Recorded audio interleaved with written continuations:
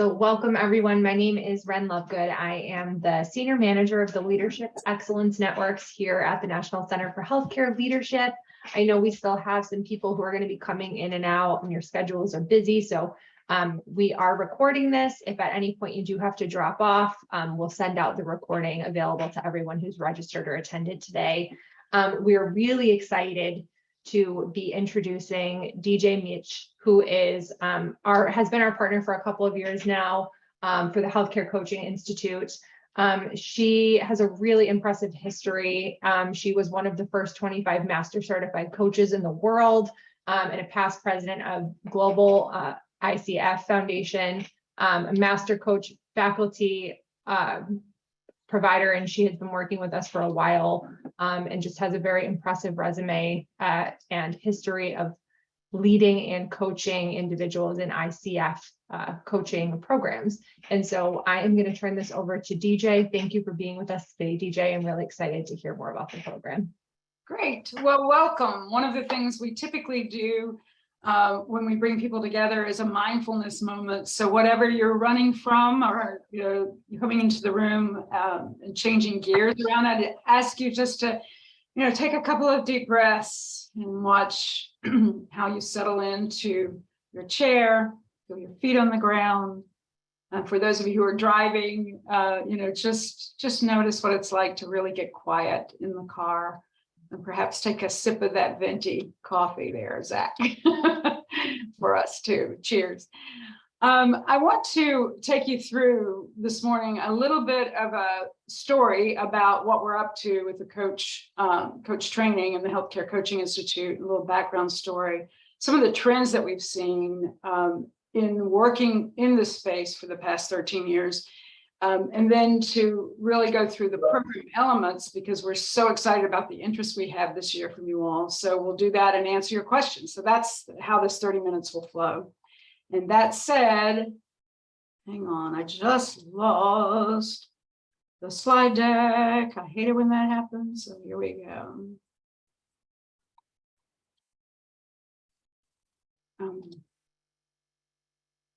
Hold, please. It went away. So while I do that, Ren, I'm just going to ask that you drop into the chat room while we have everybody signed in. Drop the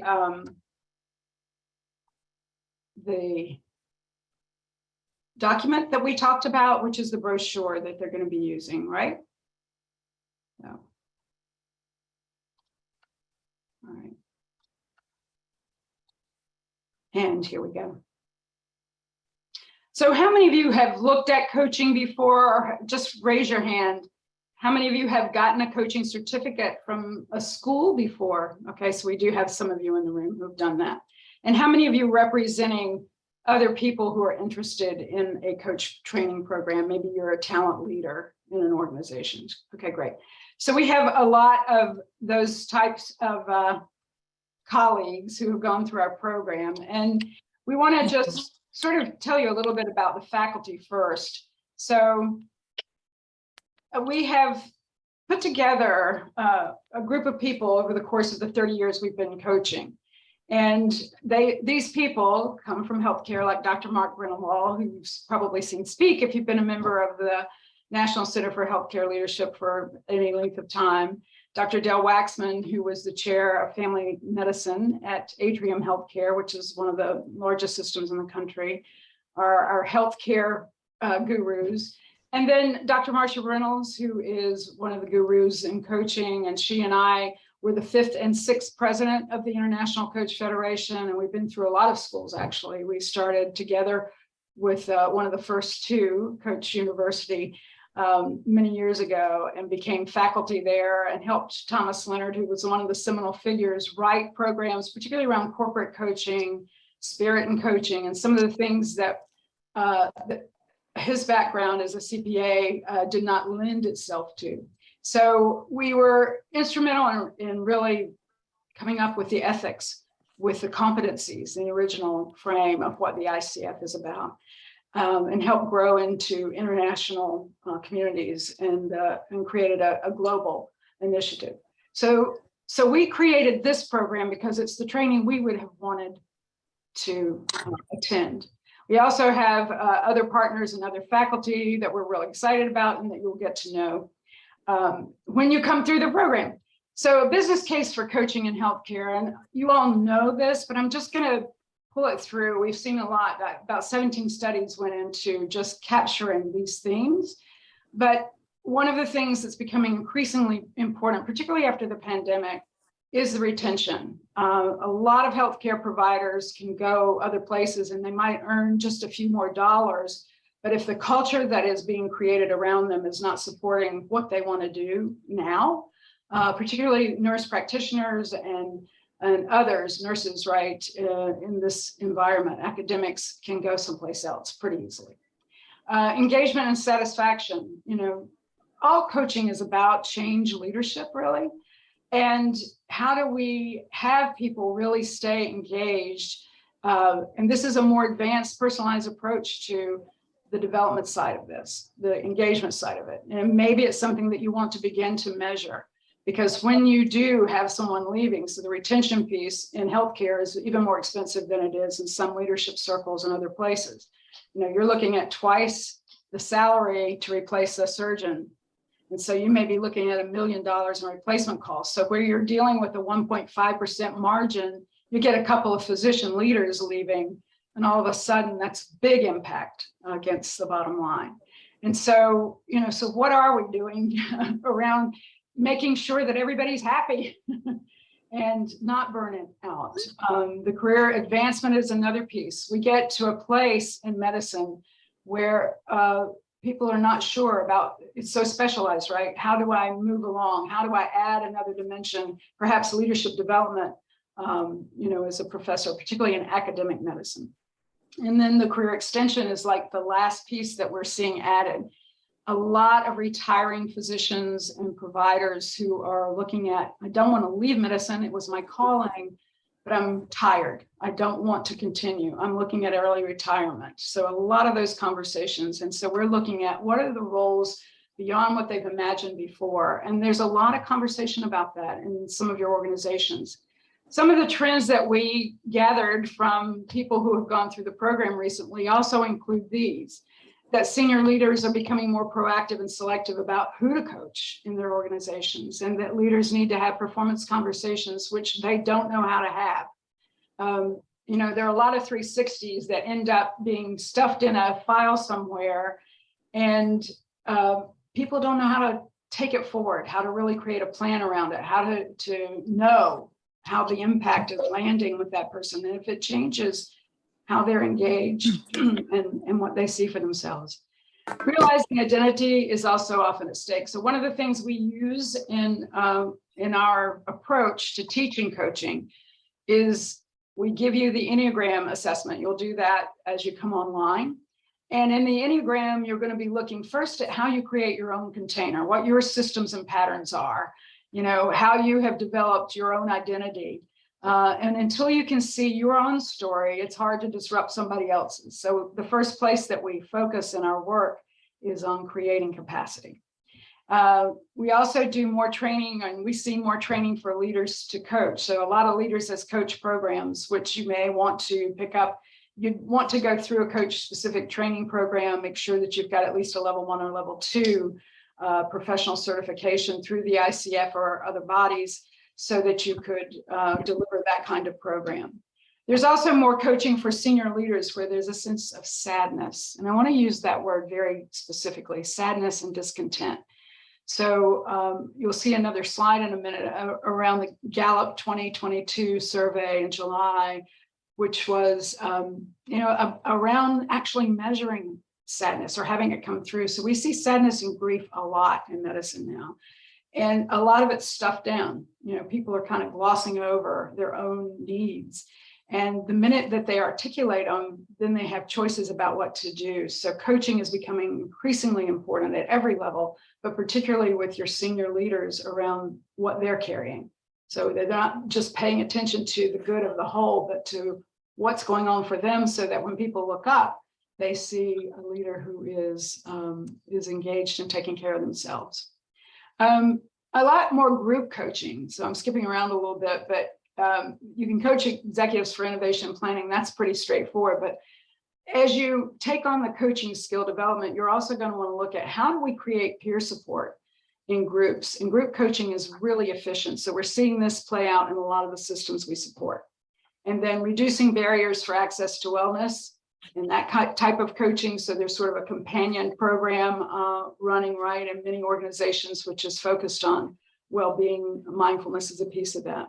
Then senior providers, chairs need to shift from sacrifice and lack of self-care to modeling, and coaching has them produce a new level of confidence and courage to cut through some of the impression management. Realizing when to bring professional coaches in from outside. So one of the pieces that we'll make sure that you get as a result of attending today is a piece that I did for the Association of Training and Development, which is around creating a pathway and a culture of coaching. And it has a roadmap in it.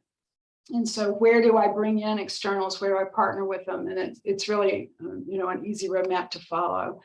So you might add that to your toolkit. And then teaming across all platforms, and from emergency services to to peer groups, we've seen new levels of teaming and needs for teaming. And it's like the time element. How do we approach conversation around time? And so coaching can help you with all of those elements, including that, there are 3 resources on the planet: time, energy, and money. And in the absence of one, you do more with the other. So what do you need to be revisiting around time? And we even look at that as a resource in the way that we see the foundation for coaching. And then this is not news to you all, but the great resignation or quiet quitting. For physicians, it can also be the great prioritization, which is resulting in the great reduction, and they request to work less hours. Some of the people who've gone through our program, we had a woman who was one of 3 urogynecologists in the country in a male practice. And she left as a result of coming through this program and really wanting to spend more time with her patients. She was seeing as many as 40 patients a day. Now she sees 15 in a different practice, her own practice, and has a much different take on medicine, remembered her calling. So some of the people who are going to transition out of organizations also become kind of a model, a thought leader for what is possible, in a way for systems to look at how do we not just churn through people, but really create the space for them to do the right work here. And it becomes a different part of the innovation around strategic planning and your coaching around that. And then for nurses and other providers, the mid-level, they may not leave the practice of medicine, but they can be hired away, which I mentioned earlier. So what does all this mean for those who are committed to coaching inside organizations? For one thing, we're layering all the stresses of today and all the things we've talked about here as trends over a pandemic of stress, right? And so there are numbers here that you probably could recite. But we're still seeing that the stresses that get pushed into people's bodies show up as physical manifestations. And, and I have right now in our bigger program in the Healthcare Coaching Institute, we have a full class of 20. We have 11 physician leaders and surgeons. We've had CEOs come through this program, and we've had a lot of talent leaders. We have 9 talent leaders from systems like Banner and Vanderbilt and others, Yale. And so as we begin to look at this piece, what I'm noticing, even in the classroom, even in those people like you, the talent leaders who are coming through the program, it's like the self-care begins to get real, because you have to create your own container before you hold the space for other people. So, so coaching is first about the individual who's in the practice of it, and then it's about those that you support. So I mentioned the Gallup survey. 28% of the people surveyed said they experienced a lot of sadness from the previous day. And that's the highest percentage ever recorded. 42% of people said they experienced a lot of worry. And these were additives. So this is like 70%, of the population is experiencing some level of sadness or grief and worry, anxiety when they go to work. We had a shooting here in North Carolina.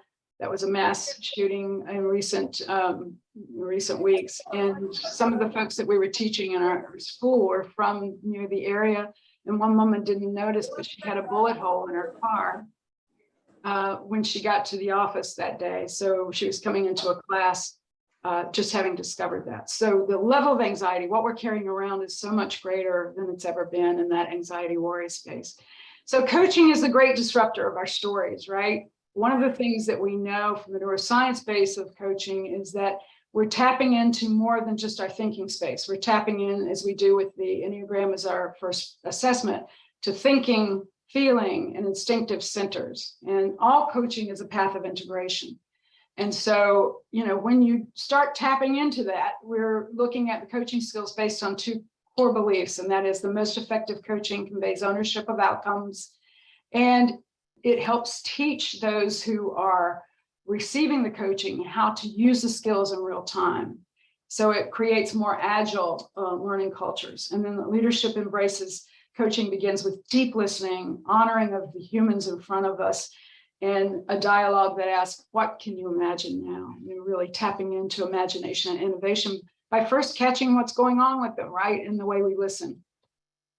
So the International Coach Federation, for those of you who have been around for a while know this, but it's a partner with clients in a thought-provoking and creative process that inspires them to maximize their personal and professional potential, which is particularly important. One of the things we refer to a lot in our work is that we see every person in front of us as creative, resourceful, and whole.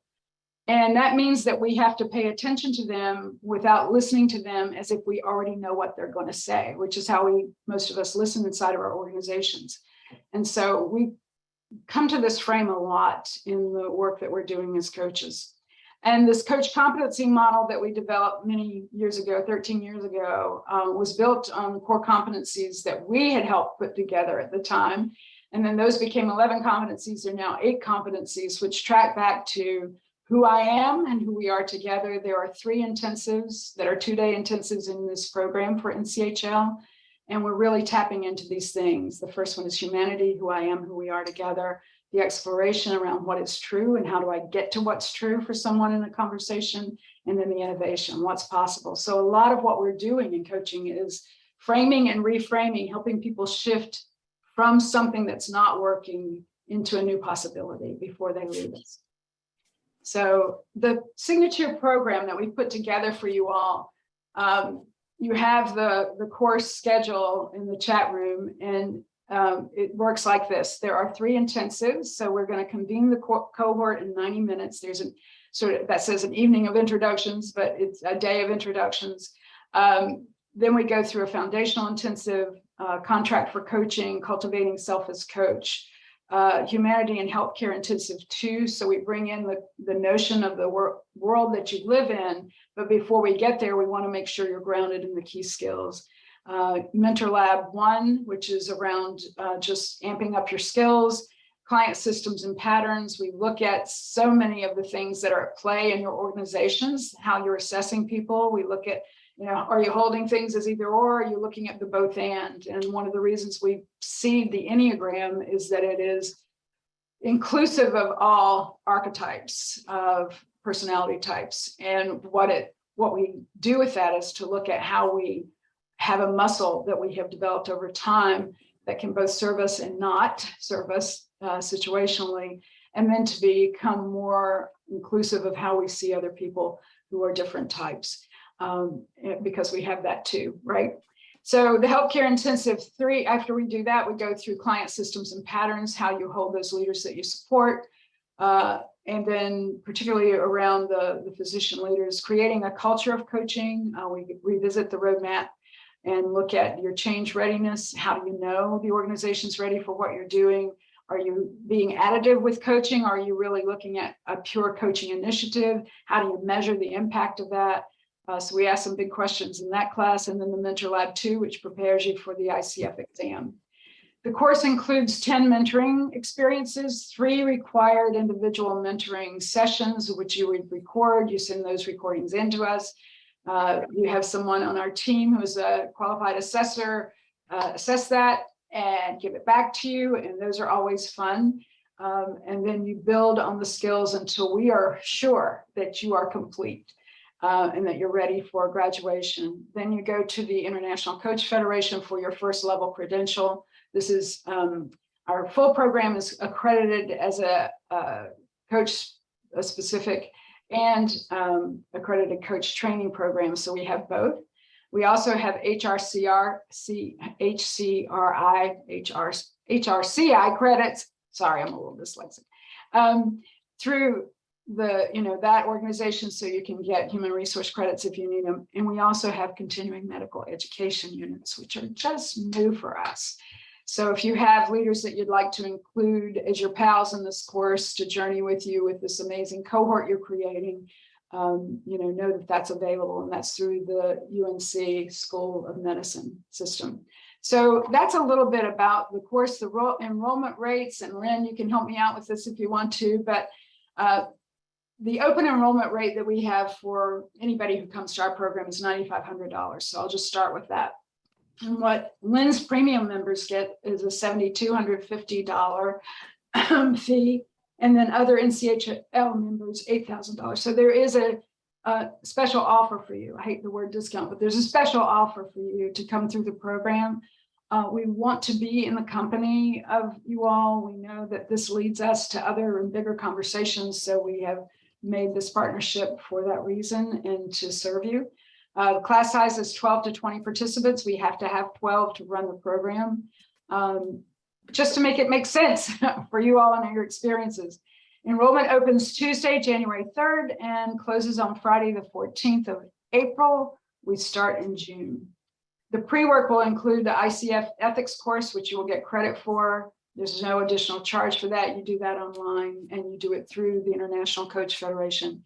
You'll do a student questionnaire. So we'll go through and look at, really, what are your intentions? What do you want to get out of the program? What are some of your current challenges? And it's a pretty comprehensive look at who you are, and those go in a notebook for all the faculty, and they help us really track your own patterns of discovery. And we might feed that back to you at some point, just as themes that we saw among the cohorts, but it's just for us to see. And then you'll take an Enneagram assessment, which we'll give you a code for, and we pay for. So the payment in full must be received prior to the start of the course, and the enrollment policies and any cancellation policies will be posted online as well. So that's a little bit about that piece. And then I also put in this, which you can look at. The ICF does a okay job on their website. Some things are really hard to find if you've been there to try to figure it out. But we compared this all for you so you'll know exactly what you need. Your buddy coaching in this program outside the classroom will count for hours for you to build your 100 hours toward that first certification. And you'll be able to, think about how you're going to find those right people inside your organization to coach. If you don't have that yet, we'll be giving you lots of ways to engage people. So this is a first level program, and we offer you a special bridge to PCC program. If you like, after you finish this one, you'll pick that up. This ends in November. You can pick that up in December of next year and go through finishing the course for those who are interested. We've had that happen with Janet Schlaze from Rush. We've had it with, we have now from Vanderbilt, Stephanie Brotrick. We have a lot of people that you may know who've been part of the Lens community over time. So I'll just stop and see what kind of questions you have that I didn't answer from the logistics standpoint or just from a philosophy standpoint. And you can come off your mics and be in the room with me. I'd love to see your faces. Hi, Barbara. Hi, I have a question. Can you talk about the eligibility requirements for the program? Is there an application and some people don't get accepted into the program? I love that question. Right now, we have had nobody that we would turn away from the program. We've been teaching in the space for 13 years. And I've had one person who was a really highly degreed talent leader that I asked to leave a program because he wanted to teach the class. But otherwise, we've had nobody who really came to us that wanted to learn to coach that we needed to qualify. And you all are sort of self-selecting in your qualifications for this room are pretty comparable, right? The cool thing is that we've had CEOs come through the program now who wanting to just get better with their people. And and the physician leaders. So that's informing a lot of what we see happen in the room, but no, there's no pre-qualification other than those things we ask you to do, like the Enneagram. Yeah. Marie. I'm curious about doing work with groups and for coaching hours or coaching experience, if that's all one-on-one or if coaching with groups is part of the experience. Yeah, so one-on-one always counts, right? One for 1 hour, 1 unit. With groups, if you have a group of 6 people, it counts when you coach them as a group, it counts as 1 unit. But it does count, so group coaching counts. Thanks. Yeah, and because it's so efficient, we're seeing a lot of it happen. We want to see people get really proficient with that. So. Others? DJ, thanks so much for this great overview. Would you mind reviewing the calendar? The program begins in June, but how does it play out across the months? Yeah, so Ren, did you drop the calendar into there? Okay. If you will select this, Heather, you'll look at it. So it starts on convening the cohort is Wednesday, May 24th from 12 to 2. And I'm sorry, I had a mistake on the front side of this, but it's that Wednesday, May 24th. So before Memorial Weekend. And then, thank you, here we go. And then, so you'll see that one of the things that we did is we surveyed a lot of our students who had gone through our live program when we were shifting to a virtual program. And they told us how they'd like to attend. And so for your intensive days, we convene from 9:30 in the morning to 12:30 and then from 2 to 5. Or we'll convene from 10 in the morning to 12:30 and then from 2 to 5. So you're basically getting 5.5 hours at the end of the day. And the schedule is laid out here. So you can go ahead and plug these times in. Once you're enrolled and we have the full 12 people, you will get Zoom invites, which come from us so we can manage the system. You will have access to a learning management system and a dashboard that is yours so you can track everything you need to track. You'll have all your materials in one place, which is relatively new for us. We just launched that this year. And so it's pretty much seamless, but that gives you the overview, right? Most of the classes are 12 to 2 p.m. Eastern. So whatever that translates to for you. Terrific. Thank you so much. Thank you, Heather. Others? I have another question. Okay. Oh, I'm sorry, Karen, go ahead. Karen? I just, one of my interests is there anything that you're going to talk about in definitely kind of a multicultural or international type view, definitely coming through, I think, those are on USKIP, we're working with people from around the world. Is there things that we can use to kind of apply to those as well? Oh, yeah. Well, more of that is in our level 2 program, but Marsha and I have trained in so many countries around the world that those stories come online pretty quickly. And if you have stories that you're sorting through, it's pretty easy for us to look at different things. Like every country we've worked in has its own personality.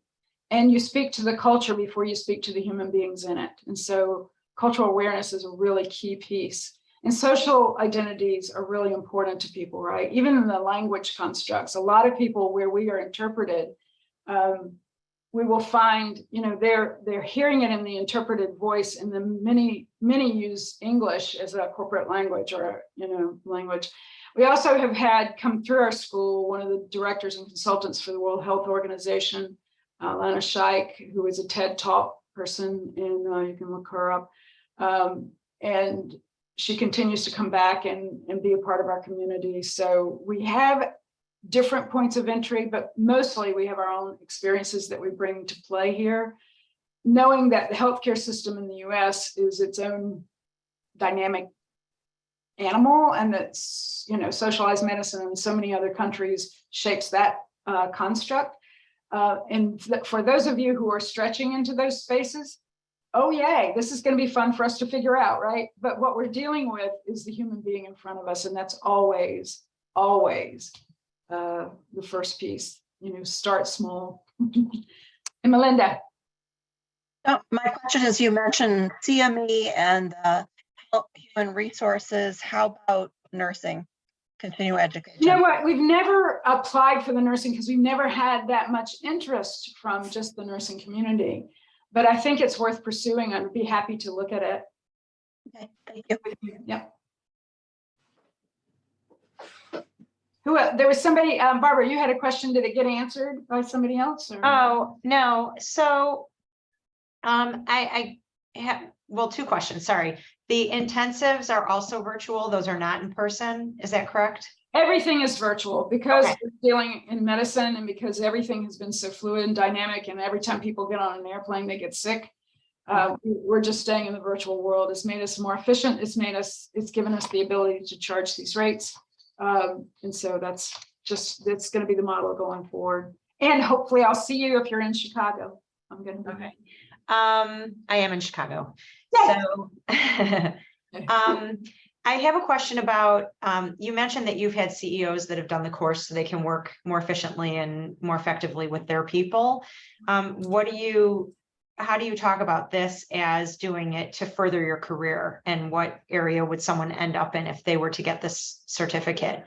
Would they be in an HR space? Where do you see someone going with this certification? Well, I can tell you where people are going now is they're creating cultures inside of academic communities. So we have an anesthesiologist professor who has gotten the coach certification at the PCC level and is driving as a director of the coaching initiative inside his organization. He's driving this as a culture initiative. So we see doctors getting this as one of the pieces for what's next for them, right? And it's given him a whole new life because he's been practicing medicine for 30 years in the other way. And this just brought him into a new space, right? It opened possibilities. So if you're talking about others who are in the talent space, augmenting what they've done so far with the coaching certificate, where could you see them serving other populations that maybe they weren't ready for yet, right? So there's a lot of maturity that happens in this space, particularly when people go into the deeper and longer course. But for this course, we've packaged it so that it has a lot of elements of the longer course. I don't know if I answered your questions, but it would be good if you gave me a specific, Barbara. Who are you looking at that might want to do something like this?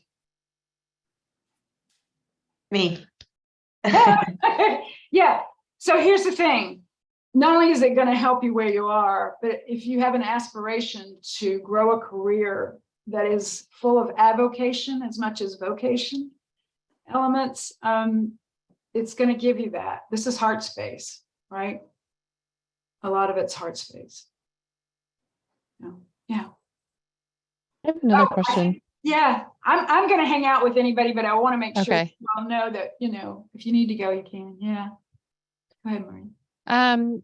Can you talk a little bit about the philosophy, or sort of, because, in looking at different coaching programs, sometimes they'll talk about the major scholarship or coaches or leaders that have influenced kind of their curriculum. And I'm wondering what that is for this program. Yeah.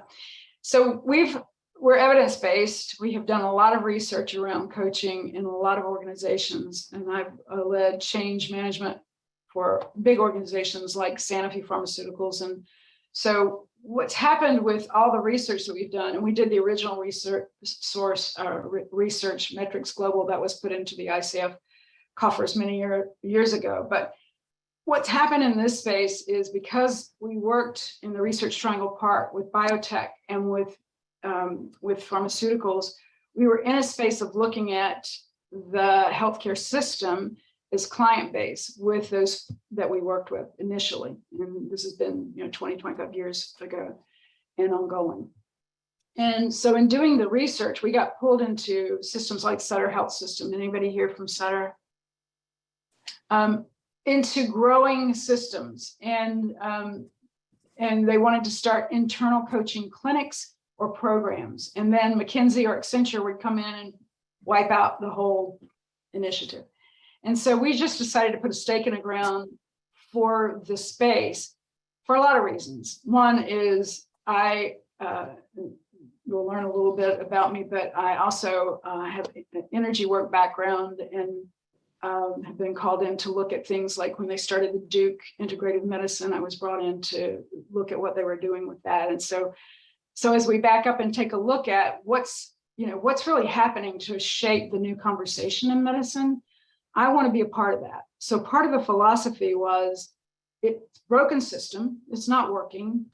People want what we've got, what we know how to do, and we pull it together and we frame and reframe it and grow it based on what's happening in front of us. So we take all of the competencies of coaching and we deliver those, but we are very flexible and nimble in the way that we embrace the circumstances and the environments that we work in so that it is real time, real answers. And so philosophically, imagining a place where every leader knows how to coach.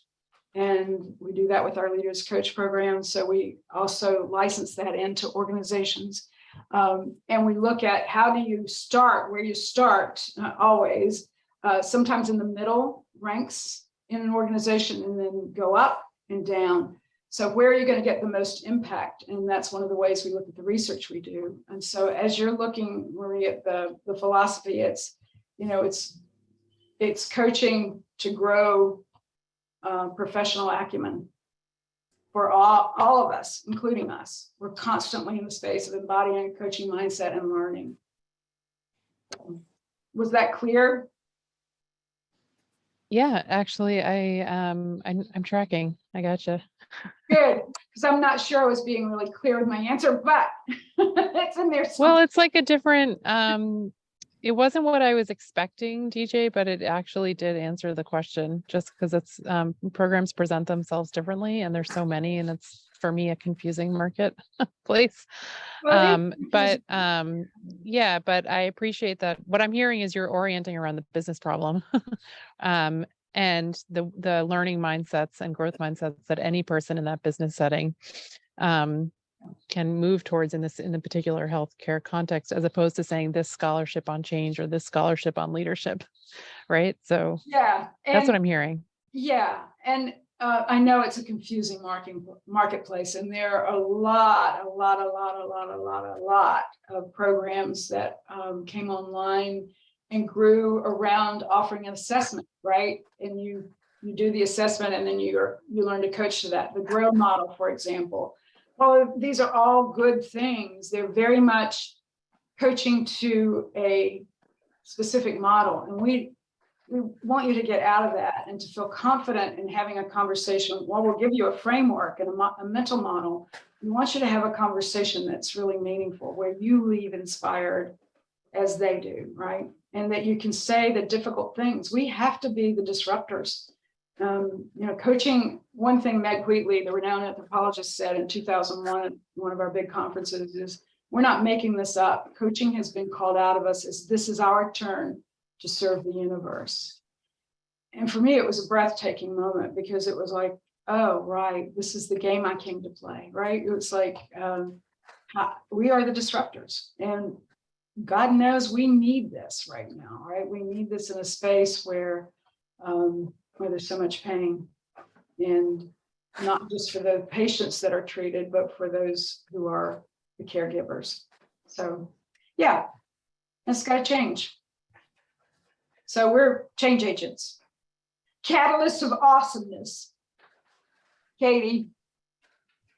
Hey there. Hey. First of all, hey, I bet you're sitting in Raleigh, North Carolina, and I lived there for quite some time, even though I'm in Lexington, Kentucky now. Give Raleigh a big hug for me. Yes, thank you. So looking at this, a lot of times, with the way the world is going, are a lot of these skills transferable if we ever find ourselves outside of healthcare? Absolutely. So remember, we're teaching the core skills and the core competencies, and those translate anywhere. We actually accredit our program both as the General Pyramid Resource Group. You can ask for that certificate or the healthcare certificate, but you're going to get everything in the context of healthcare because that's the arena we're playing in. That's where we feel like we can have impact. And this is legacy work for us at this point. We're the elders. We've been around since dirt. We helped frame what the Coaching Federation is. We were in the original conversations. I was one of the original 12 people, the council that put that together. And so, yeah, so we, we're teaching you the core skills in a way that we wish we had been able to learn. So they do transfer. That's great. Yeah. Yeah, it's good. And I appreciate it. Yeah. Sorry. We have people from State Farm. We've had people from Yeah. a lot of different organizations come to us just because they want to study with us. And so it's, Yeah. and they really bring interesting perspective, particularly the payer markets, the insurance companies have sent people, and Yeah. you get everybody in a room together. Now you're looking at the real issues with real innovative lenses, right? So that's been fun too. Well, thank you. And I appreciate Marie's question, because I also am just like looking at all of the different options for coaching, and it's, they all sound great. And, so thank you for going through that as well. Yeah. Yeah. Yes, come play with us. We would love to have you create something magical for each other and to support each other, because you've got this amazing platform that you're working in. So, yeah. And you'll see Corey Colton, one of our graduates who's now faculty. That's the other thing, is we're looking to grow the program. So people who come through often become, we embrace them in our company and as faculty. Corey will be speaking at the LINS conference and the All Hands conference. So yeah, you can ask them, and we're happy to put you in touch with people who've been through a lot of other certification programs and why they chose this one. So, yeah, happy to do that. Anybody else? Zach, are you still with us? I want to see you. If you can come off, you want to come on your camera. There you are. I want to see the guy who ordered that vente. There you go. There you go. Did you have any questions? Oh, you are so muted. We're not hearing you. Oh, maybe I muted you. No, now it sounds like you're unmuted, but you don't have a mic on. Yeah, it might not work, but hi, hopefully we'll get to see you in Chicago and on the classes. We'd love to have you with us. We have a lot of people who are dropping off. We have a lot of thank yous. And we have some other people who are energy people, energy workers, Reiki. Yeah, I'm Reiki master too. So Rin, I get that. Yep. Yeah, so we've got to make a positive change. Here we go. Well, I have loved being with you. I think we're done. Thank you so much. Thank you, Maria. I hope Yeah. to see you in the course. Thanks. Bye-bye. Bye. Thanks for being here, everybody. Have a beautiful afternoon. Thank you, DJ. Thank you. Hopefully this gave you what you needed. This was wonderful. This is great. I can't wait to send it out to everyone. And I am looking forward to meeting you in just a week and a half in person, face to face. Yes, we'll see. I will see you there. Okay, take care. Bye. Bye.